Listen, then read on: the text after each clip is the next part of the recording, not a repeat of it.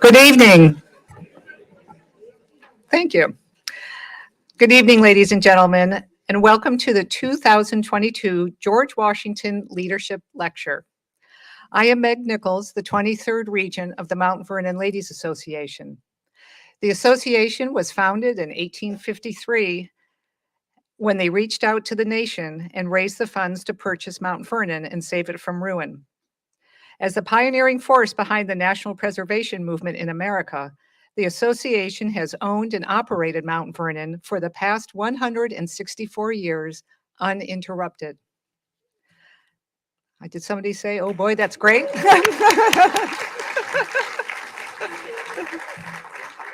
It is. Our mission is twofold: preservation and educating the world about the life and legacy of our first and greatest president, George Washington. Before we get started, I would like to recognize and thank the Vice Regents who are here with us tonight. Ladies, thank you for all you do on behalf of the Mount Vernon cause. Will you please stand and be recognized?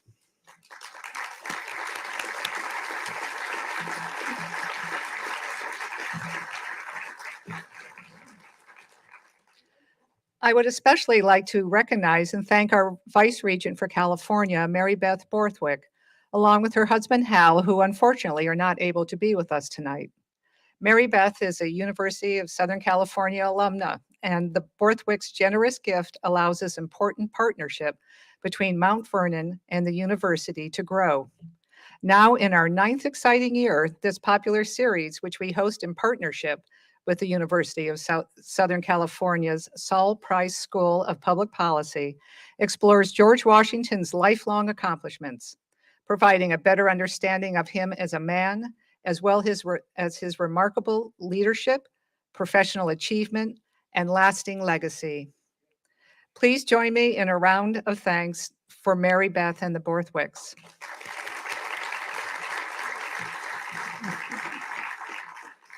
I also want to thank each one of you who are here tonight with us for your continued support of Mount Vernon throughout the year.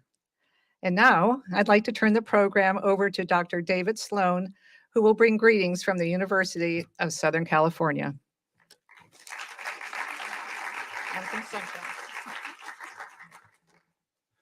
Good evening.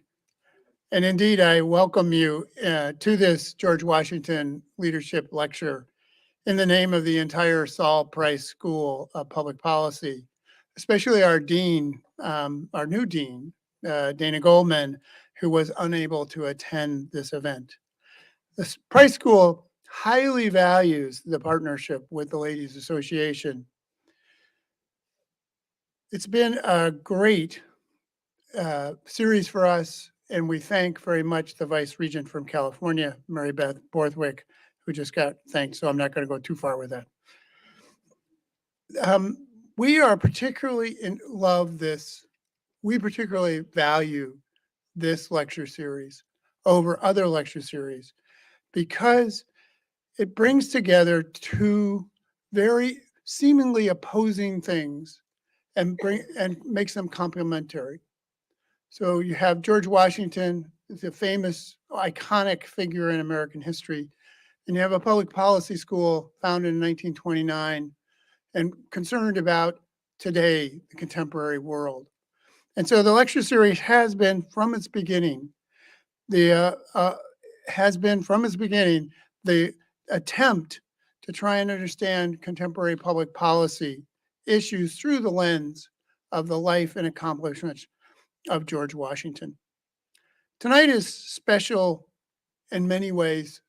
In addition, first, we get to see the new film discussing Washington and the early efforts to define religious freedom in the new nation. And we have the opportunity to hear about the remarkable career of Congressman Frank Wolf, especially his many efforts to support religious freedom around the world. Finally, like the Regent, I'd like to thank you for coming. One of the things that's been most wonderful about the 9 years that we've done this, and I've done all 9 of them, is you. The questions you ask, the participation you give, the attention that you give to this.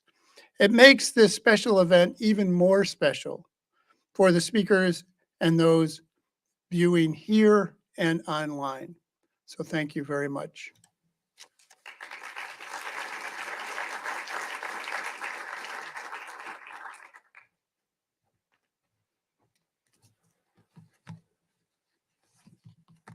Well, thank you very much, David Sloan. I appreciate that. And Madam Regent, and I agree to welcome all of you here as well. I'm Doug Bradburn, President and CEO of George Washington Mount Vernon, and I have been here for all 9 of these as well, David. And I know that I'm sure the pictures from that event would be hard to distinguish from the pictures of this event if we looked at them closely. You and I haven't changed at all in these 9 years. That it has been an incredible journey and always a chance to learn a lot. The Saul Price School has a great mission statement, which is to make the world a better place. And you can't find a better mission than that. So we are deeply honored to partner with you as well. And I would encourage anybody, when you're in Southern California, to check out their extraordinary jewel of a campus right there in the middle of the urban jungle. It really is a spectacular place for people to learn. Now, this lecture series, as we've said, has really been around since the Library of Mount Vernon was open, the Washington Library opened. And I'm happy to say next year will be our 10-year anniversary of that library. So I look forward to an exciting year. Yeah, we can have an applause line there. Applause, flashing. And it's going to be an exciting year. And it fits very well with the mission of the Mount Vernon Ladies Association, because we'll all remember that it was George Washington himself in his first inaugural and in his farewell address who pointed out that knowledge is in every country, the most secure blessing for public happiness. And a country that governs itself needs to be educated, because, and I will paraphrase here, an uneducated polity will make bad policy. And so I'm happy to say tonight, you'll see an example of one of the educational movies that Mount Vernon has been producing since that library opened. This is our 4th in a series of movies. And they are short movies designed to be used by teachers to help explain complex topics to students in a way that then teachers can use to draw out students and pursue the topic more fully. They are short. Gone are the days when the teacher would roll out the projector and you'd sit back for 50 minutes and go on to your next class. These are intended to be seen and talked about in the class. And like all of our educational resources at Mount Vernon, they are free for teachers to use all over the country. And this particular film, like all of our films, is surrounded by other materials that teachers can use. And I will say, in the time that we're in now, where history is political and teachers don't necessarily know where to go to get the materials to teach in their classes, mountvernon.org is a trustworthy webpage where you know you're not going to be bombarded with somebody's particular ideology and rather can get to the history as it was. And we pride ourselves that that website has been recognized, and these films have been recognized. Each one we've made, one on the Battle of Yorktown, one on George Washington crossing the Delaware, one on the making of the Constitution called The More Perfect Union, have all won gold, silver Telly Awards, which is the highest award for educational filmmaking available in the United States. So tonight you're going to see the premiere at Mount Vernon of our 4th movie on religious freedom. And so for all of the limitations of the framers of the Constitution and the founders of the United States to create what we would consider a democracy, their different ideas about race, about gender, about class, certainly not where 21st century enlightened folks like ourselves would want them to be. In religious freedom, in fact, they are exceptional and further along than any nation in the world at the time, and in many cases, many nations today, which we're going to hear a little bit about. So the way this evening will go, we're going to see the movie shortly, and then David and I are going to have a brief conversation about religious freedom and the founding, or any questions he might have about the film. David Sloan himself is, of course, a professor of history, so we can't get anything by him in his discriminating eye, although his undergraduate degree, I think, is in poli-sci, so we'll have to, okay, all right. History all the way, all right. And then I want to give a great introduction to the main event of the night, the Honorable Frank Wolf, who served in the U.S. House of Representatives for 34 years, representing Virginia's 10th district, right? Let's hear it for Frank Wolf. Absolutely. Now, he is the author of the International Religious Freedom Act, which infused religious freedom into U.S. foreign policy in the 1990s, Frank, right? That act. He also authored the legislation to create a special envoy at the U.S. State Department to advocate for religious minorities in the Near East and South Central Asia. He's a member of the U.S. Commission on International Religious Freedom, recently appointed to that bipartisan commission. Wolf founded and served as the co-chairman of the Tom Lantos Human Rights Commission, a bipartisan organization made up of nearly 200 members of Congress who work together to raise awareness about international human rights issues.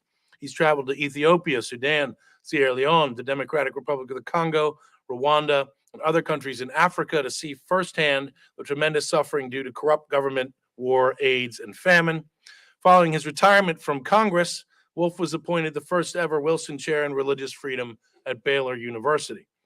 The recent update in 2016 of the International Religious Freedom legislation was named the Frank Wolf International Religious Freedom Act, which was passed unanimously, if you can believe that.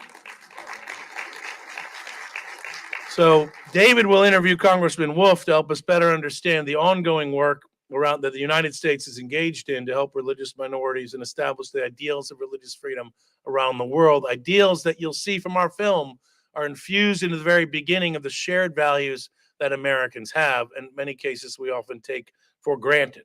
So without further ado, let's go and get the premiere of George Washington and the Pursuit of Religious Freedom.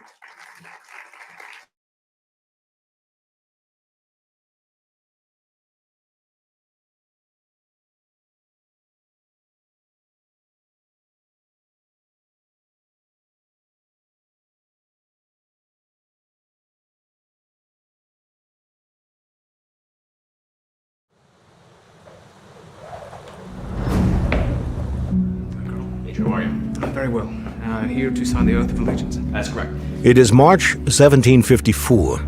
A young lieutenant colonel is brought before his superiors and presented with a document. I do declare there is no transubstantiation in the sacrament of the Lord's Supper, It is a vow rejecting the doctrines of the Catholic Church. or in the elements of bread and wine at or after the consecration. With war, Protestant England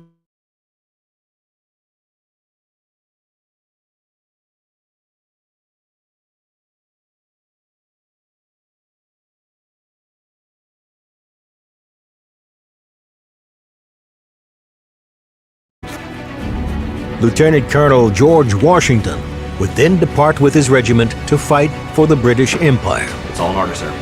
But in time, he would come to be Britain's great adversary and the great champion of religious freedom.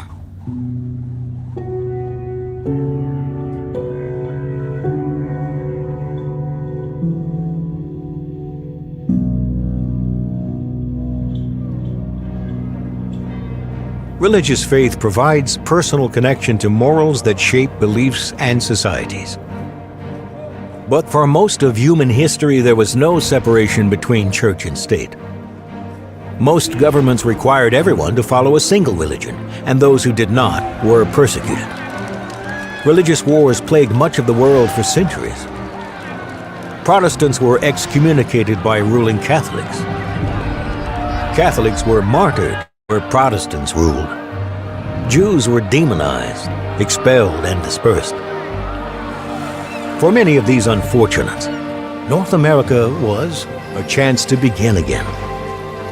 When the English established their first colony in Virginia in 1607, they brought the Church of England with them. In 1620, a group of pilgrims arrived at Plymouth. Maryland was founded by Roman Catholics. America's first Jews settled in what became New York City. Quakers chartered Pennsylvania. Enslaved Africans carried with them a variety of religious traditions. Across 2 centuries, North America became a patchwork for many existing faiths and religious practices and sparked the creation of new ones. In this society of friends.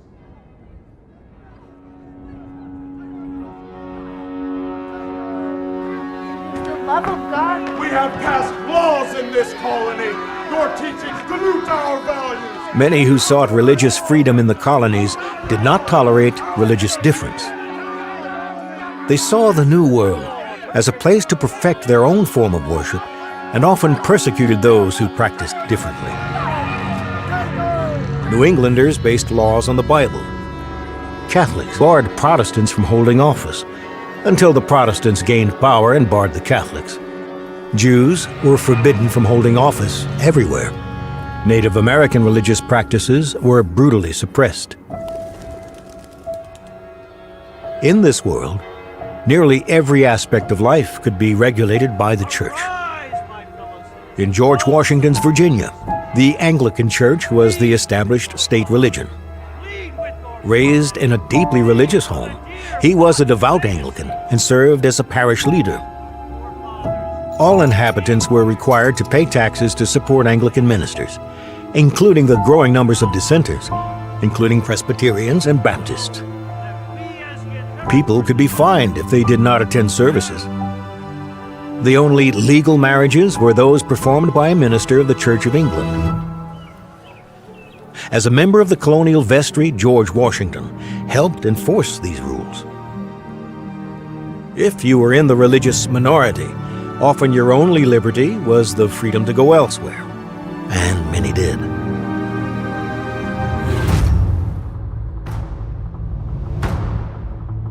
The colonies and their diversity of faiths would prove increasingly difficult to control by the distant British Empire and the Church of England.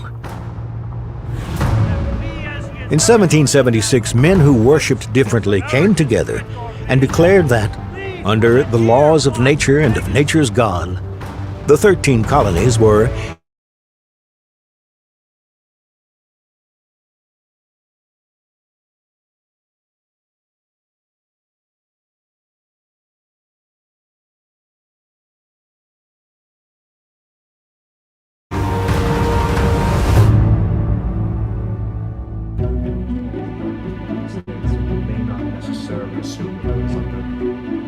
When Washington takes command of the Continental Army, he's given the task to make real the bold claims of the Declaration of Independence.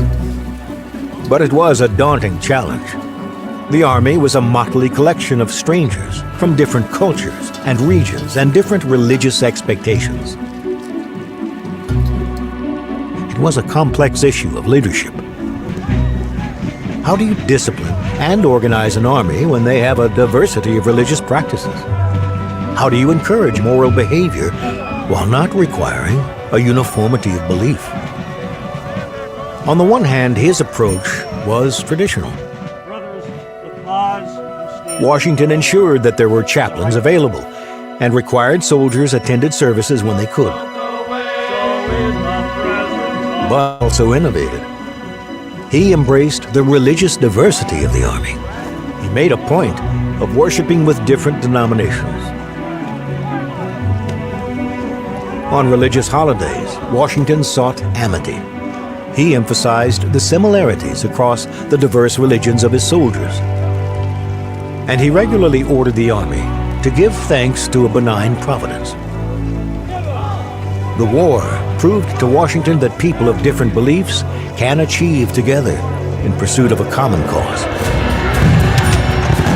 Men so different from him had fought with valor and served with loyalty. He saw their goodness and dedication, and he needed them. The victory at Yorktown in 1781 affirmed the success of Washington's leadership. The achievement of American independence proved the truth of the Declaration and opened up possibilities to reimagine a new republic.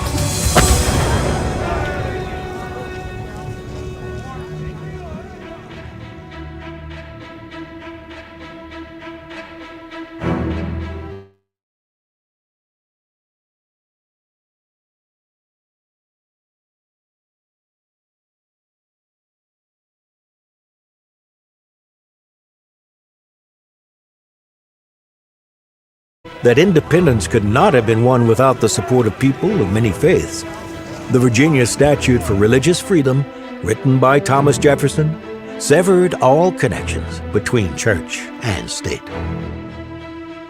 But these rights were not guaranteed in all states.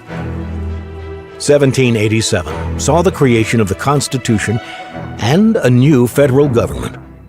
But how would this new government affect the diverse religious practices across the 13 states? Would all Americans be able to worship as they please? Elected unanimously as the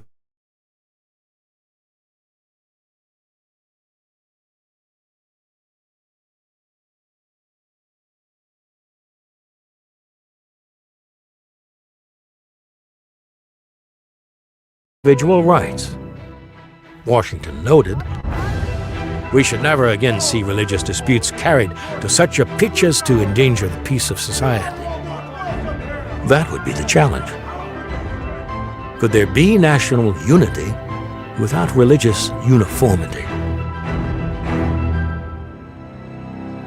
As the new president, Washington made it a priority to visit communities across the United States to understand the concerns of the American people. At each stop, he received petitions from political leaders, business groups, religious communities, fraternal organizations, and others. Each congratulated Washington on his election and made requests of the new government.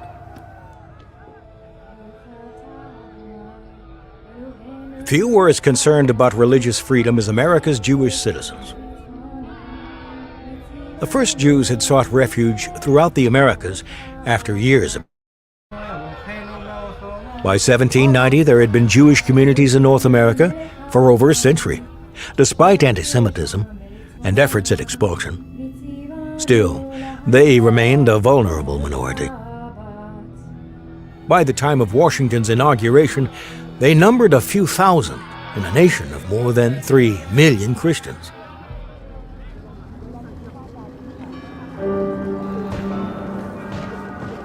On August 17th,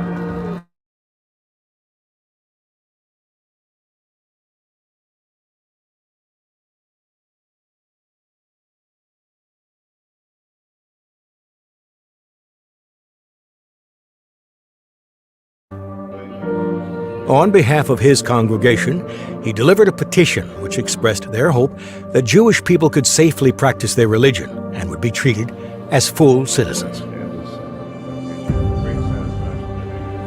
Washington replied with a letter to the congregants of the Touro Synagogue. He hoped that Jewish citizens would find goodwill and safety in the United States. Washington expressed aspiration that the federal government be based on freedom of conscience, not simply religious tolerance. He proclaimed that it is now no more that toleration is spoken of, as if it was by the indulgence of one class of people that another enjoyed the exercise of their inherent natural rights. This was a revolutionary statement.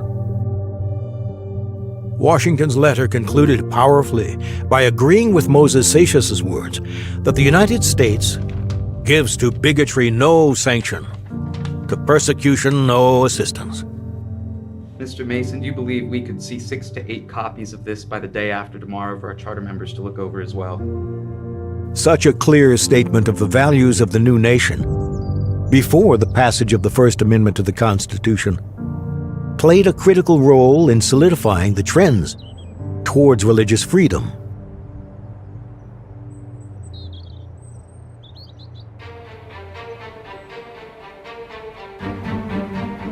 In the first 2 years of his presidency, Washington responded to at least 18 religious communities in a similar manner, assuring each that they were safe and free to practice their religion.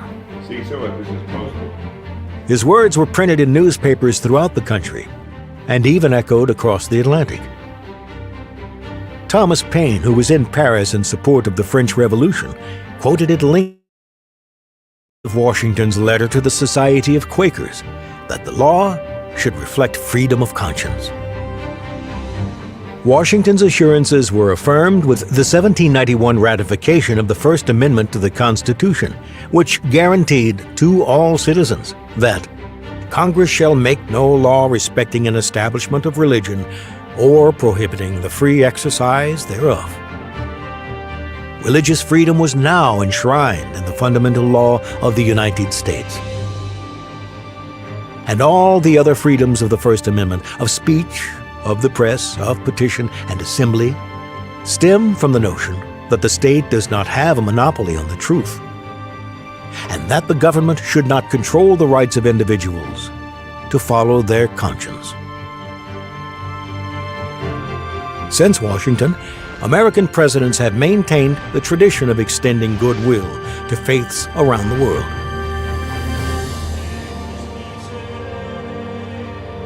We are still striving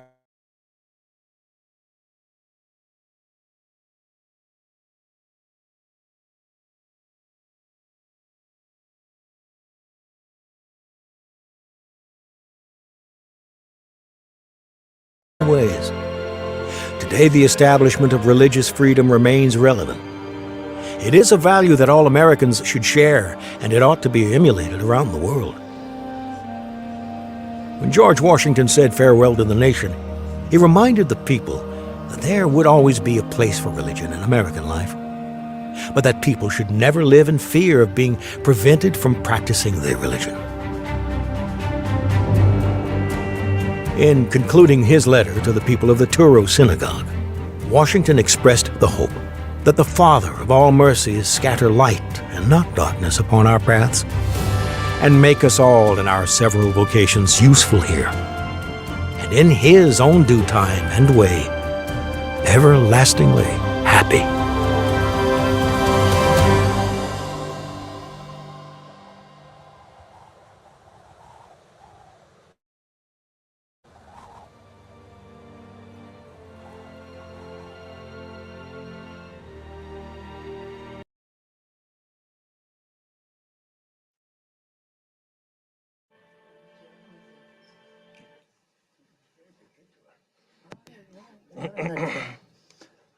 Hi, wasn't that fun? Really great movie, I thought. I think it was spectacular. Unbelievable. Jeez. It's a cheap night out for most of you here. That's So, Doug Bradburn, yes. I really enjoyed the film. I was struck when Washington made a distinction between conscience and tolerance. Yeah. As an historian, we aren't going to just, paraphrasing, we're just going to tolerate the existence of a diverse religious population. We're going to celebrate it. How did Washington's view on religious freedom fit with his views on democracy, do you think?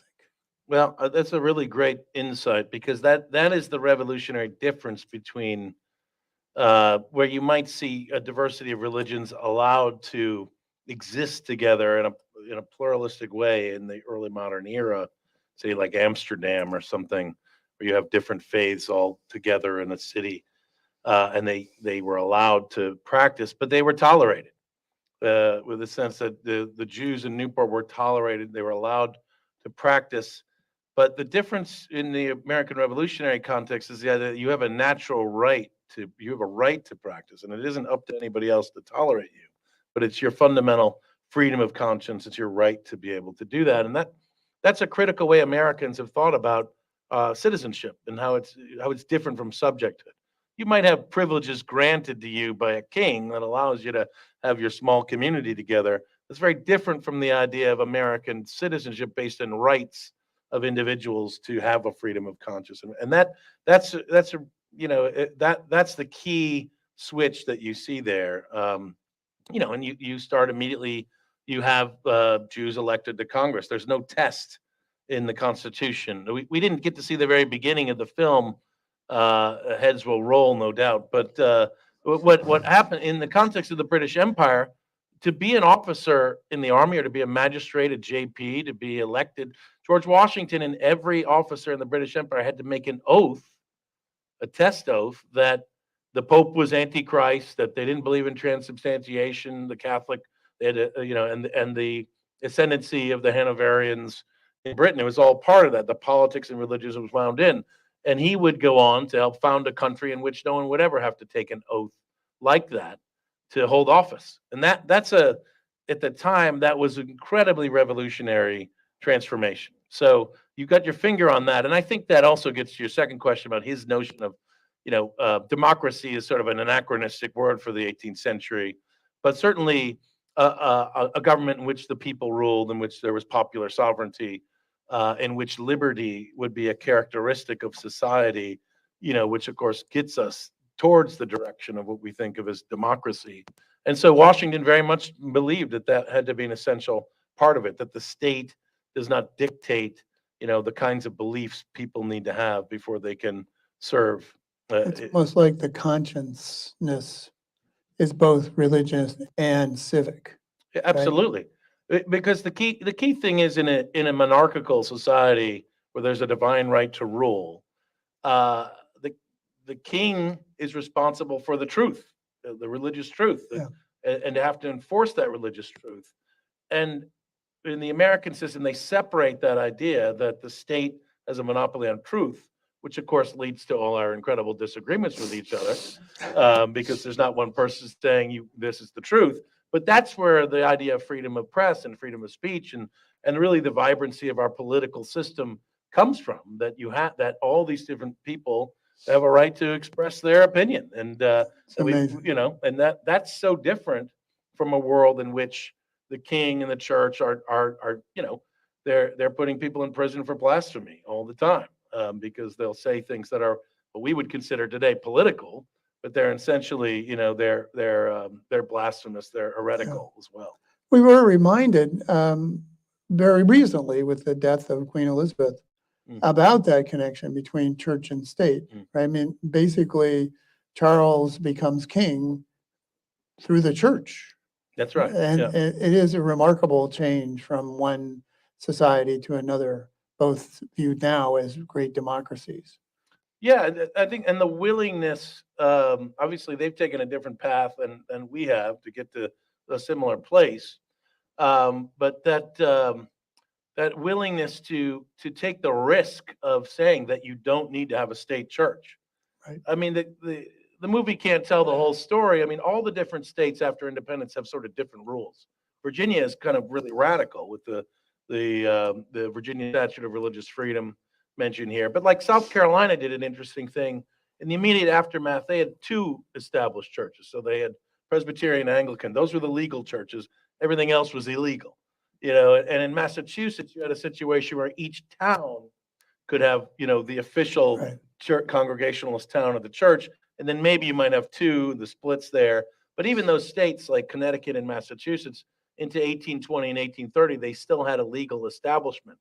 And the interesting thing about Article, the First Amendment is Congress shall make no law affecting the establishment of religion. That means they can't go in and change the one in Connecticut either, right? So it's the nature of our federal system in that sense. And so it was a sort of halting conversation about what is the relationship between the state and the people. But Washington is really on the side of what we would think of the direction that the country's going to go in. And it's critical as president of this new country to go around the nation saying that, everyone can worship as they please under this system, that this new government is not going to come in with all sorts of rules that are going to change the way you're used to doing it. It's a critical thing in the way presidents, we think of it nowadays as the bully pulpit, but presidents express the aspirations of what a country can be. And that's what we're seeing with Washington.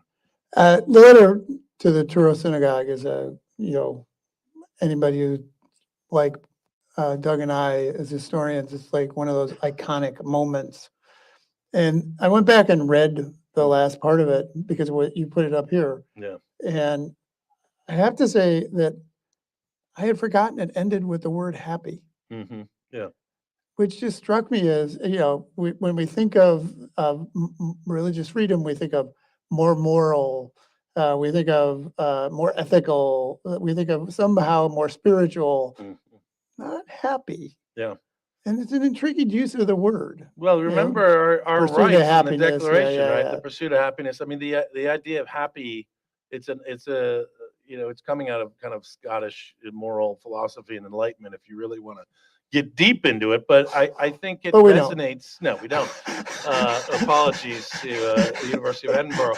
But it speaks, I think, to the notion that this is a country where people will be free to be themselves, to Yeah. pursue their conscience and make a life for themselves and not have to be oppressed by the state in that fundamental way. And that's certainly an aspect of the liberty side of the liberating trends of the American Revolutionary era, which Yeah. is which was unique. We're always looking, Americans fight over whether we're exceptional as a nation or not. There's many ways we're not exceptional. Every nation's exceptional in some ways, but really in our defining of this separation of church and state and creating an idea of a complicated, large polity in which you could let people worship as they pleased, that was extraordinary in the time. And as we know, and you'll talk to Frank about, it's still extraordinary in many Still places extraordinary. around the world. And it is a legacy I don't think that we're teaching particularly well in schools. And I do think, you and I know about the Turo letter. I don't think it's widely known. And it's not something Washington is often associated with in Right.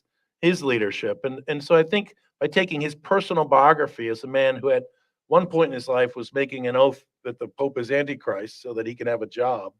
At the end of his life, it helps create a country that has a new vision for how we can be together. That's a really powerful way to speak to our rising generation of leaders, our kids. No, I have You to know. say, I thought the movie was very Yeah, thank you. important because we've seen a lot of religious Right. issues and anti-Semitism. The rising is back. anti-Semitism was astonishing stuff. And when we thought this stuff was gone, and the vandalism and murders, and even in this country, it's incredibly relevant, and these stories need to be told, and not always told by the Anti-Defamation League. I mean, they got to come from Right. places like Mount Vernon. They got to come, from places where you're tweeting about George Washington, who doesn't have some radical agenda. This is a fundamental value that has been a part of what makes us a nation since the beginning. It's not some newfangled thing. And we're at a moment in our history where we need to find the things that we agree on. And I would say 90% of Americans agree on the idea of freedom of religion and conscience. We fight over particular aspects of policy. We fight over particular ways that's going to manifest itself, in daily life. Yep. But I think generally that is a value we share. I think that's a nice place to leave it. Okay, good. Well, let's get Frank Wolf up here. Thank you, David. Thank you, sir. You cut me off. Thank you, Doug. Congressman. Thank you, Professor. So I thought we would start with your thoughts on the film. It's a great film. I saw it one other time when I first was invited, and I've been up to the synagogue up in Rhode Island, and I read President Washington's words. I think it's a wonderful film and should be seen. And I agree. I think you said. I think George Washington's picture should be in every school.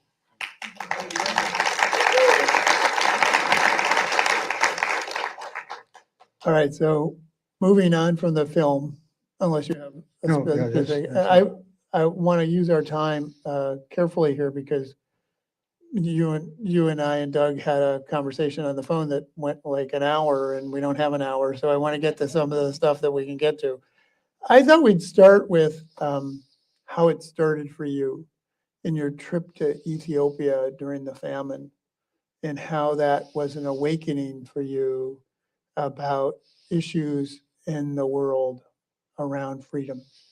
Well, thank you for coming, and I'm pleased to be here. My first trip to Mount Vernon was in 1955, and a class trip from John Bartram High School in the city of Philadelphia, and I've been back many times. So thank you. I'm honored to be given this opportunity.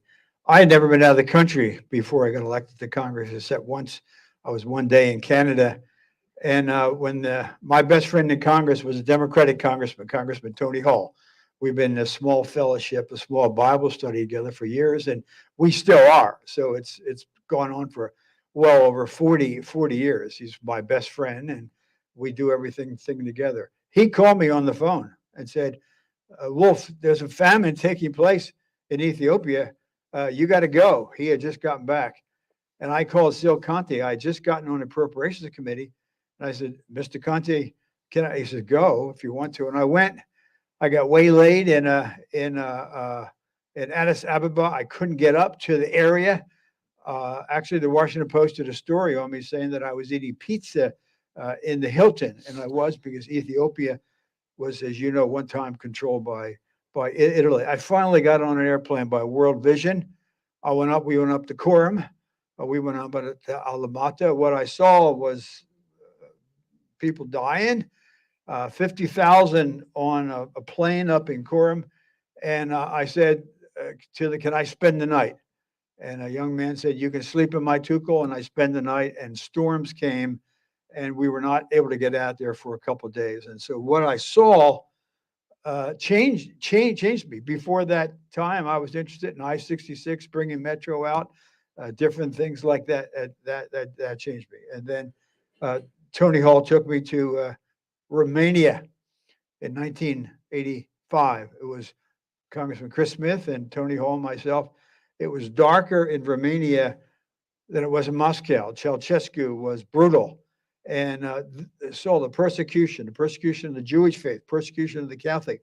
We met with Bishop Robo, and we met and so those two things changed my whole thrust and mind and things. And so those two trips, had I not taken those two trips, I don't know if I would have been interested in it. Huh. It's an amazing thing. Travel changes us all. Certainly has had that impact upon me. One of the things that came out of that much later was the U.S. Commission on International Religious Freedom, of which you were a crucial part in making that occur.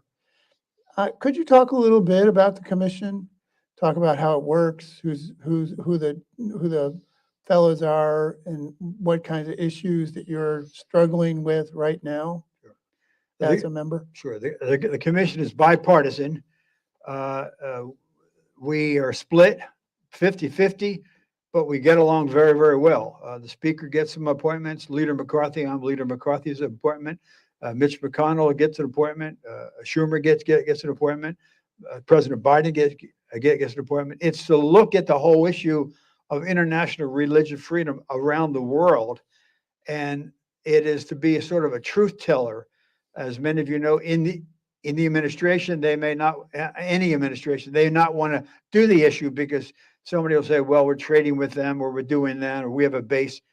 So it sets up an Office of International Religious Freedom in the State Department, but also you serve as the commission to be a truth teller, to be able to say, that's not right. In spite of what we're getting, oil or whatever, we should be speaking out. We should be speaking out for the people of Nigeria, where Boko Haram and the girls have been taken away. No matter what the oil is, no matter what, we should be speaking out. So it's kind of a truth teller, and it works closely together.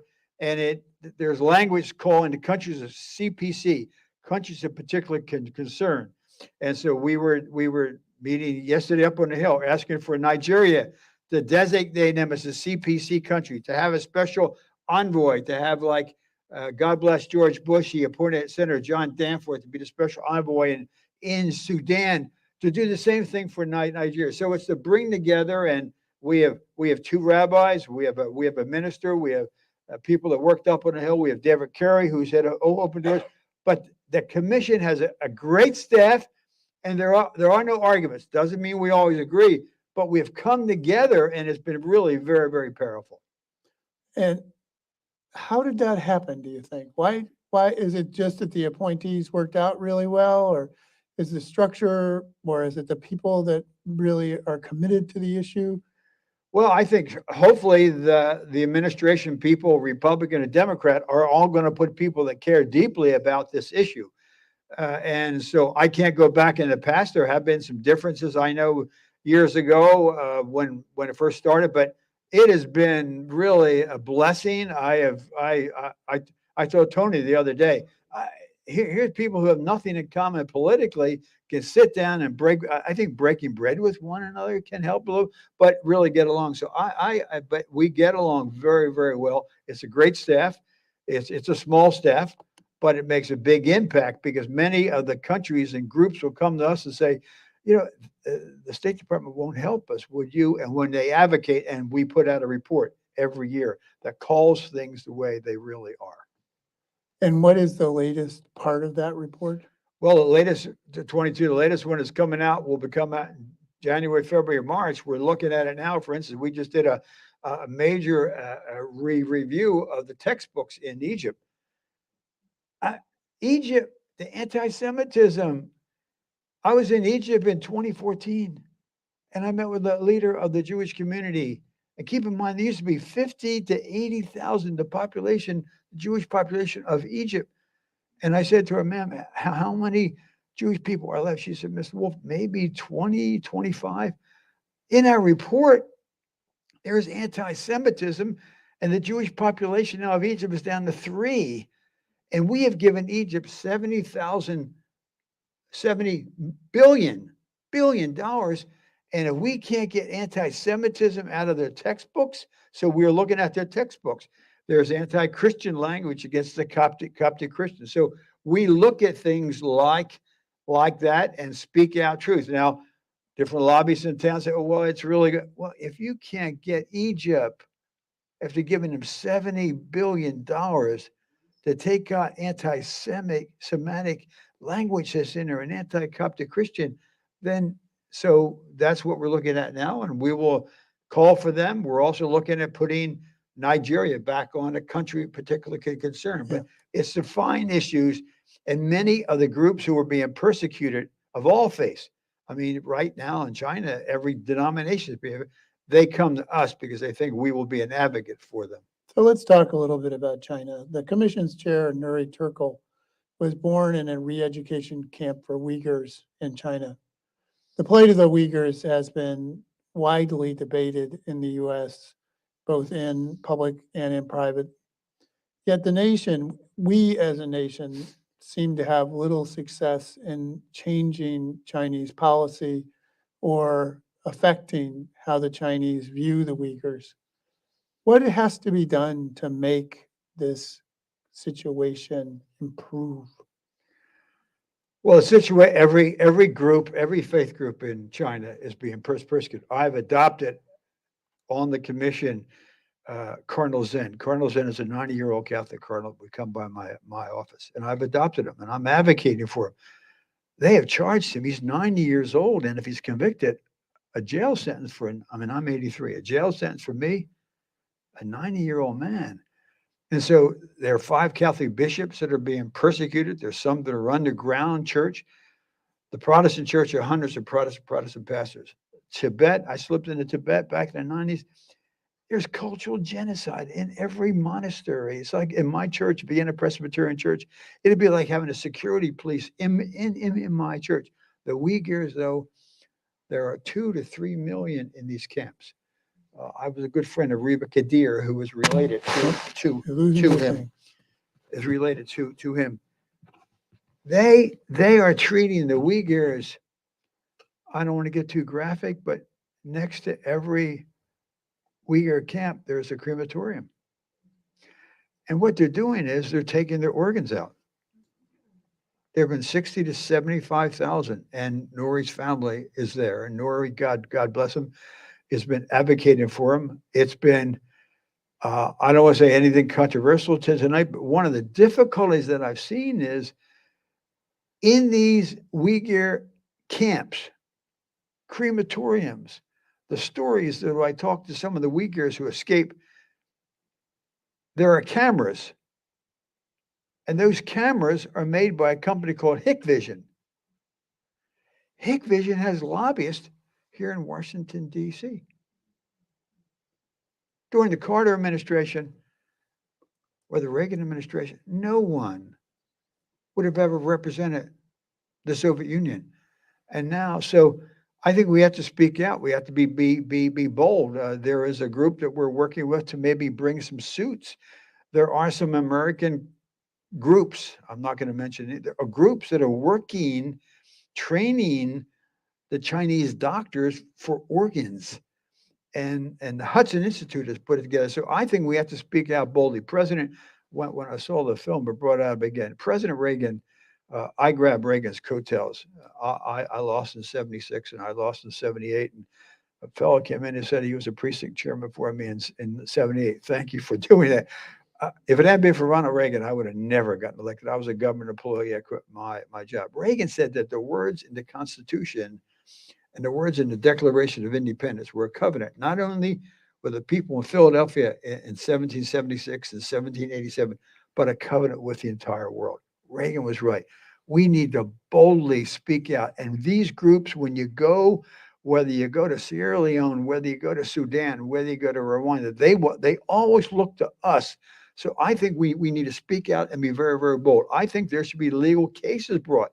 I think there should be a law prohibiting anyone from lobbying for a group that's involved in the genocide of the Uyghurs. So there is so much that we can do, but the moral leadership, and if you saw, in this answer, the UN Human Rights Council 2 days ago voted 19 to 17 not to investigate this, not to look at it, because the economic power that China has. So I think America has to always be speaking out and pushing, bringing it up to the UN, putting embargoes on and speaking. But lately, it just doesn't seem to be that's really happening enough. So let's deviate from that for a second, because one of the stories you told that I found most compelling was that you went to Afghanistan essentially right after 9/11. I did. I asked the administration would they let me go, and they said no. So I talked to Tony Hall and Joe Pitts. Joe was a member of Congress from Pennsylvania. We were in this small group together, and we said we're going to go. So what we did is we said we were going to go to Pakistan, and that trip was approved. In Pakistan, we jumped on a World Food Program plane, and we flew into Afghanistan. We met with President Karzai. We talked, and we saw it. We went into the schools where we saw what was taking place. We talked to the women who told us of the burqa and the beaten by the Taliban. And so I think we saw it, and we see what's taking place now. It's very, people who work for us have been left behind. Women are going through a very difficult time. Schools are going through a very difficult time. And, but yes, we did. We went in. So in one of those stories that's both incredibly tragic and potentially a sign of hope, a neighbor of Afghanistan, Iran, has this extraordinary circumstance where this young woman, Masha Amini, is killed by the police for wearing her hijab improperly. And that has led to this just extraordinary outburst of anger throughout the country, apparently. And you have specific views on why Iran is a threat to religious freedom and to potentially freedom and political freedom as well. And can you tell us a little bit more about that? I do. It's a 22-year-old woman who had the courage in Iran, and USURF is we have a podcast out on it, just came out. She took her hijab off. If you want to wear a hijab, you ought to be able to wear them anywhere. In Dayton, Ohio, in Philadelphia, in Iran, wherever. But if you don't want to wear one, and the fact is she has done that, and now you've had almost, the latest survey said about 220 people have been killed. Many, many young people. The women of Iran are literally leading this thing. This is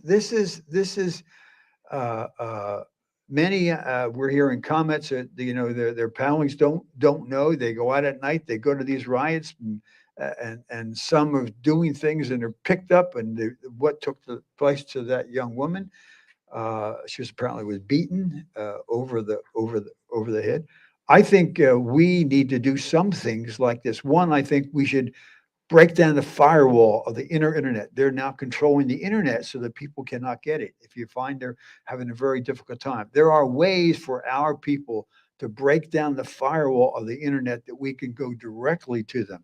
Secondly, I think we need to end the nuclear talks. I think they want that so badly. And for the very thought that that group, Khomeini and them, would have nuclear weapons, particularly at this time. So we should withdraw, certainly for the period when this is taking place. You really can't be talking to the Iranian government at the very time they're killing these young people. Thirdly, I think it's very delicate because we don't want to say something that then puts the people who are standing up for human rights and religious freedom, and every group in Iran is being persecuted. They did a cartoon. They're Holocaust deniers last year. The Sufis are being persecuted. The Baha'is are being persecuted. A large number are becoming Christians. They're being persecuted. Sunnis are being persecuted. But we don't want to look like Uncle Sam is coming in. I would love to see 4 women in America, maybe a member of Congress, a Republican woman and a Democratic woman, some younger ones that can sort of identify, and maybe the most prominent spokesman, a woman, to talk directly to the people in Iran. I believe this could literally be the time that the government falls. And if there are some stories that we hear where some of the parents are telling the kids, we participated in the revolution demonstrations against the Shah, and look what happened. Now, this may very well be the thing that brings down the Iranian government. We owe it to the Iranian people. And I'll tell you, as a father of 4 daughters and one son, I think the women and the young women particularly have really, it's been amazing because the morality police, many are dying, and many know that if they're taken away to prison, they may not be seen for a long period of time. But I think there's something the West needs to do, but not do it in a way that it's America, but it's the West and young women who are of the same age speaking directly and break down the internet firewall so we can direct them to them. I think the failure for us several years ago for speaking out on the Green Revolution, I think there's an opportunity now. I think there's an opportunity now for freedom and religious freedom for the people of Iran. And the good people, I had a large Iranian population that was in my district. Out in Southern California, there's a large number. They're great citizens. I think there's an opportunity for freedom in Iran. We are very fortunate to have a very substantial number of Iranians, Persians who come to USC. I'm going to turn to you in a minute and ask you to ask questions, which I think Stephen, we're getting questions, right? That everybody should have a card and just write that down and give it to Stephen, and Stephen will ask the question. And if you're online live streaming, you can also ask a question, I believe, and Stephen will bring that to us. I'm going to come back to Nigeria while we begin to just to give it, because the Boko Haram thing is just heartbreaking. But if I could twist it, if I could tweak this just a little, there's a man named Mubarak Bala who's an atheist. And the commission has written about him, I thought, very effectively. And he's being hounded, arrested, and others, because in some sense, being an atheist is viewed as an illegal attack upon the Muslim state. Correct. And it's this interesting thing about religious freedom is, can one be religiously free and not be religious? And how do we as a society, or how do societies around the world that are deeply, deeply religious, right? Like Nigeria, like Iran, like other places, they're deeply religious. How do they handle people who don't fit with that? Because they could be people who don't practice a faith. They may not even believe in faith. Well, Fred Davey, who was on our co-commission, I believe has adopted the prisoner of conscience. Fred is a Democrat appointed by Senator Schumer and went to Nigeria several months ago. And Fred, I believe, has adopted him. The Nigerian situation is so difficult. Nigeria is the largest country in Africa. They have 210 million people. In 2050, they will have more people in Nigeria than we have in America. They're good people. I mean, they're some of the finest people. There's a large diaspora. We have probably 500,000 or more that live here in the United States. My Lyft driver today. You have fundamentally a corrupt government. And so goes the Buhari government, gets a lot of money from us. The previous administration called them a country of particular concern. This administration has taken them off, but there's a meeting. Secretary Blinken, the members of the meeting, asking him to put them back CPC and appoint a special envoy who will go to bring in all these things. But the Boko Haram, 40% of the girls, and I met with some of their mothers, 40% of the girls, again, have not returned. The world did hashtag bring back our girls, but the girls didn't come back. Another prisoner of conscience that I've adopted is a young Christian girl, Leah Sherbo. Leah was kidnapped at age 14 and would not deny her faith. And she's gone. This Boko Haram has committed genocide. Officially, it meets the definition. The Fulani militants have committed genocidal activity, and now Professor ISIS is now moving in.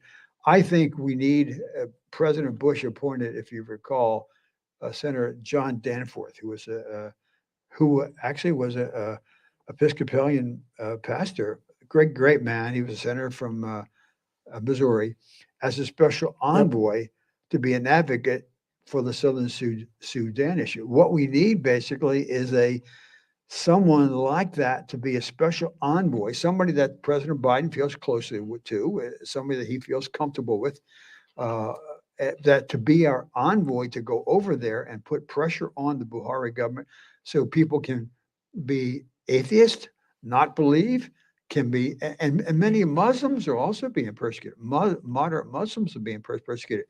But I think you need almost our government to be able to speak out and put pressure on and do something, because if we don't, there isn't anything else. And there's a saying, so goes Nigeria, so goes the whole Lake Chad region. That's Niger, Chad, Burkina Faso. Africa. And so I think we should have somebody that goes over and sits with the Buhari government and say, this is what we believe in. I think that person who's a humanist ought to have every right. Somebody who's a Muslim, somebody who's Catholic, somebody who's Protestant. But right now, people are living in fear, particularly in the northern part and the middle belt, but even the terrorist activities are taking place now in the south. But I think by having President Biden and Secretary Blinken put this person in, I think can make all the difference in the world. So earlier in our first question, earlier in the discussion, you mentioned a podcast in regards to the situation in Iran. What is the name of that? If you just Google USCIRF, U.S. Commission, USC, International Religious Freedom, USCIRF podcast, I ran. It's a half an hour. It explains what's going on, and they interview some people, and I think it's very educational. I learned by hearing as much as by reading, and I found it very, very, very interesting. But it's easy to find. To find, and I can, if you can, I can give Doug the telephone number, and you can call and email. But it's worth listening to. I will echo that and say that I would encourage you to go to the USCIRF webpage. They put out an annual report. They also put out specific country reports, right. And then they have a series of blogs and podcasts that look at contemporary, news items of the day, if you will. I spent 3 or 4 hours hanging around there. Good. Well, thank you. And maybe you should be appointed. No, it's good. It was very nice. So our other question so far, and I encourage you to come up with a question, practically or legally speaking, and I'm going to ask you to answer this. I mean, I actually said this, but I'm going to ask you to answer it, and then I'll actually chime in. Practically or legally speaking, what does the distinction between tolerance and respect for conscience look like? Tolerance just says we don't agree with you, but we're going to tolerate you. We're going to let you do it. We're going to watch you, but we're going to tolerate it.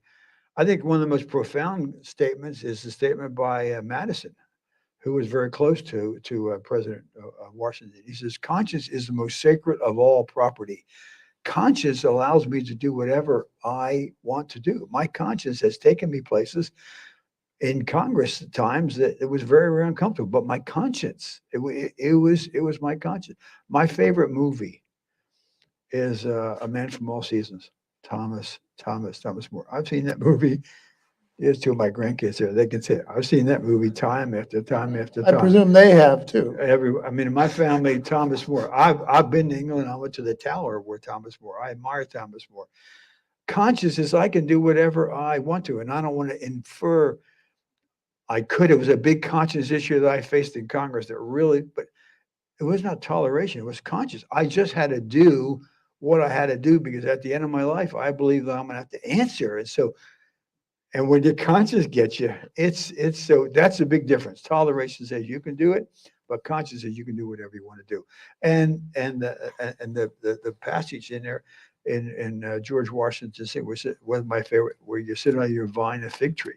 You do whatever you want to do. Whatever you want to do, your beliefs, you follow your conscience. And if you look again, Madison said, conscience is the most sacred of all property. And it is conscience, conscience, conscience. And The Man from All Seasons, the book is a great book. It's conscience. And Thomas More did what his conscience told him and not what popularity said he should have done. So I'm going to echo mostly what the congressman said, but the way I would put it would be toleration is something that can be taken back. Mm-hmm.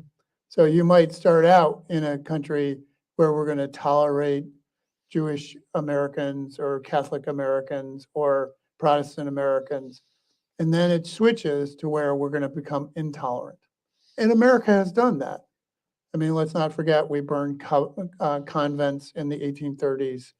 We have had a long-standing anti-Semitic strain in our politics, and so tolerance is not. Conscience is that idea that it is part of. I thought Washington said it extraordinarily well.